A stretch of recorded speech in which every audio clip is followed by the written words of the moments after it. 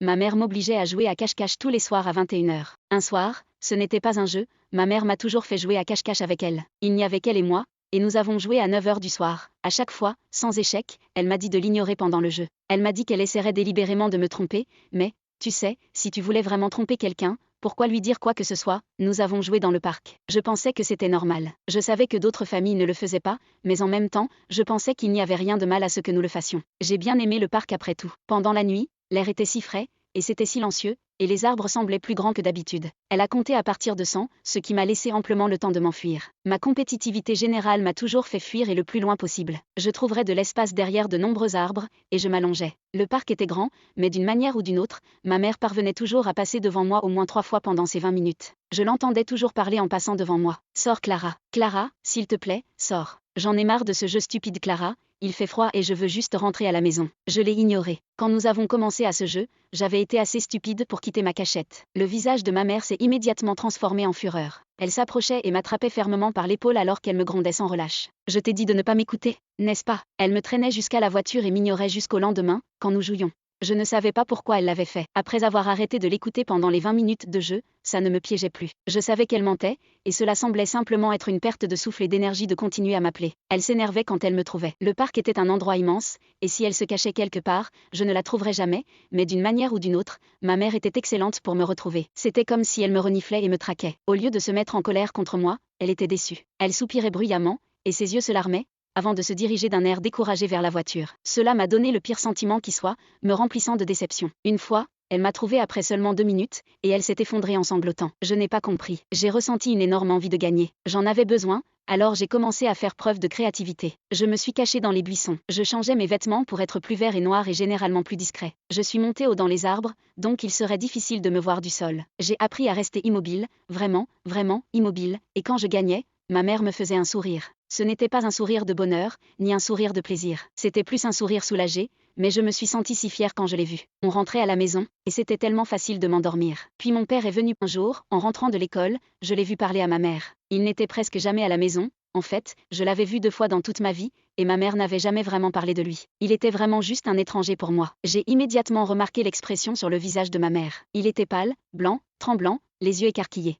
Je ne pouvais pas entendre ce qu'il disait, alors je me suis rapprochée d'eux. Bien sûr, leur conversation s'est arrêtée juste au moment où je l'ai fait. Eh bien, mon père a cessé de parler, l'expression de ma mère est restée la même. Il se tourna vers moi et me sourit d'une manière loufoque. Cela m'a fait reculer de dégoût. Il ricana. Je pensais que c'était normal, c'était comme ça que mes camarades de classe agissaient après tout. Plus tard ce même jour, alors que mon père était parti aux toilettes, ma mère s'est approchée de moi en murmurant « Ne sors pas ». Même après 20 minutes, mon père est devenu très énergique juste avant l'heure du coucher. Je pensais qu'on sauterait tout le truc de cache-cache. Ma mère avait l'air vraiment malade, et regardant l'horloge, elle a dit « Allons faire un tour au parc ». J'ai immédiatement remarqué qu'elle ne parlait pas de cache-cache. Pourquoi? Mon père a demandé « Pourquoi pas ? Prendre un peu d'air frais peut-être. » Bien, dit-il. Je les aime quand même actifs. Qu'est-ce qu'il voulait dire par là? Maman m'a dit de me changer avec un certain regard, et j'ai tout de suite compris ce qu'elle voulait dire. Mettre des vêtements discrets. Après l'avoir fait, nous sommes montés dans la voiture et nous sommes allés au parc. Ma mère est restée silencieuse pendant tout le trajet, mais mon père a fredonné. Nous avons marché ensemble dans le parc pendant un moment, mon père marmonnant à propos du travail.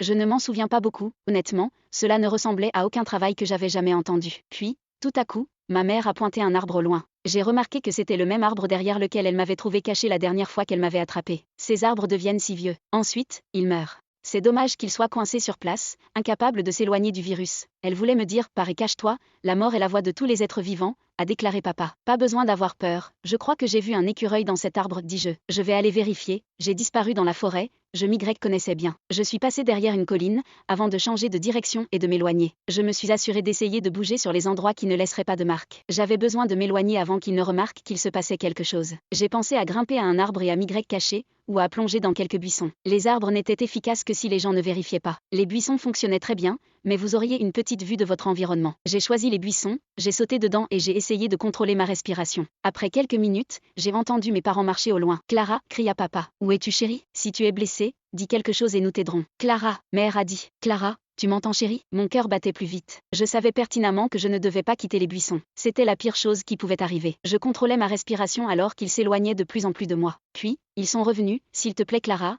ton père n'est pas dangereux, s'il te plaît, sors. »« Clara, s'il te plaît, je dois y aller bientôt, s'il te plaît, sors. »« Clara, dit maman. Où es-tu? Arrête ces bêtises, a dit papa. leurs voix ont fini par s'estomper. Je suis restée là, dans la même position, pendant près d'1 heure entière. Mon corps a commencé à me faire mal et je pouvais sentir des insectes ramper à l'arrière de ma jambe. Je voulais vraiment quitter ce poste. J'ai entendu un bâton claquer au loin. C'est venu de derrière moi. Je n'avais pas du tout entendu leur voix, ils avaient juste arrêté de parler. Cela m'a terrifiée et j'ai ressenti le besoin de faire demi-tour et d'avoir une vue, mais je savais que cela me trahirait. Clara, arrête avec ces bêtises stupides, sors. J'étais entièrement silencieuse. Clara, s'il te plaît, sors. Sa voix devenait de plus en plus désespérée. Heureusement, c'était ce qui semblait être à environ 70 mètres de moi. Mais elle s'approchait. Clara, dit maman, je commence à être fatiguée. Je veux juste rentrer à la maison manger et dormir. Je suis restée silencieuse alors que la voix devenait plus forte. Elle s'approchait de moi. Je sais que tu es dans le coin. Ce n'est qu'un instant avant que je te trouve. Je vais t'écorcher. Je vais commencer par tes avant-bras, peler votre peau avec un couteau émoussé, tout comme éplucher du fromage. Je parie qu'il y aura beaucoup de sang qui sortira. Et des cris. Je ne pourrai pas me concentrer,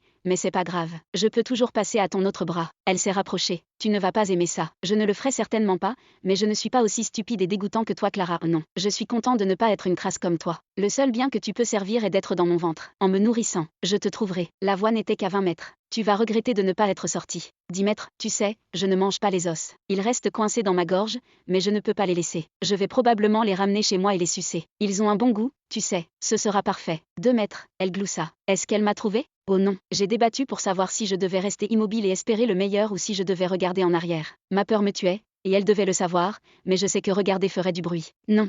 Je devais rester immobile, je sais où tu es, dit-elle. Mais ensuite, elle a commencé à s'éloigner de ma place. Je vais sucer tes globes oculaires avant de les avaler. C'est meilleur ensemble, et ils sont toujours mouillés et spongieux donc ils descendent facilement dans la gorge. Sinon, il y a toujours du sang. Oh, une bouche pleine de sang chaud. Y a-t-il une meilleure sensation? Je suis restée immobile toute la nuit, même après avoir été certaine qu'ils étaient partis. Ce n'est que lorsque le soleil était au-dessus de moi et que j'entendais les autres enfants que je me suis levée. Un enfant a sauté en arrière et a crié. Il a dû être complètement terrifié. Ensuite, je suis rentrée chez moi. Papa n'était pas là, mais maman y était. Elle m'a embrassée et pris dans ses bras.